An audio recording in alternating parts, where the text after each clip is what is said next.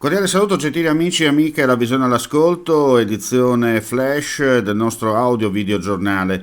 Non sono d'accordo sulla sospensione di Schengen e sul ripristino dei controlli confinari e spero duri il meno possibile, altrimenti potrebbe creare problemi all'organizzazione di Go 2025.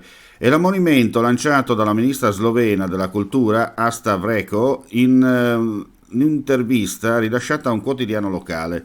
Pensiamo al valore simbolico di questo evento, Gorizia e Nova Gorica come prima capitale europea della cultura transfrontaliera, ha aggiunto la ministra. Ogni restrizione alla libertà di circolazione è un passo indietro in queste terre. Impariamo dal nostro passato e portiamo un grande esempio in Europa e nel mondo.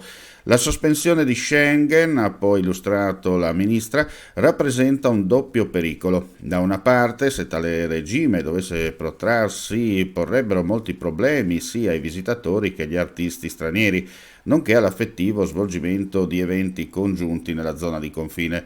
L'altro rischio è che i controlli diventino più serrati e rigorosi. Ciò che ci sembra impossibile solo un mese fa è cambiato in pochi giorni e molto potrebbe succedere fino al 2025. Non abbiamo nessuna emergenza attuale, ma dietro quella che è una situazione tranquilla del paese c'è un enorme lavoro che non si vede e che si apprezzerà solo quando sarà terminata questa fase storica. Lo ha detto oggi Vittorio Rizzi, vice direttore generale della pubblica sicurezza, con funzioni vicarie di presidente dell'OSCAD, l'Osservatorio per la sicurezza contro gli atti discriminatori, parlando di terrorismo a margine del convegno Le vittime dell'odio rivolto alle scuole a Trieste. I nostri apparati di prevenzione, ha spiegato, monitorano tutti i fenomeni che possono essere sensibili e che possono essere indicatori di una crescita dell'allarme. Nella prima metà del 2023 in Friuli Venezia Giulia è proseguito il rallentamento della crescita economica avviatasi nel 2022. L'indicatore trimestrale dell'economia regionale elaborato da Banca Italia è salito dello 0,9% rispetto allo stesso periodo dell'anno precedente, in linea con l'andamento del PIL italiano, più 1,1% nel primo semestre nella media.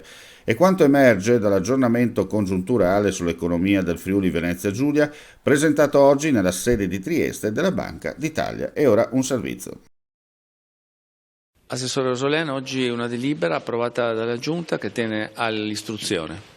Progetti di mobilità internazionale per gli studenti del MIT di Boston che presenteranno le scienze STEM all'interno delle nostre scuole, una collaborazione più stretta anche con le scuole italiane di Slovenia e Croazia.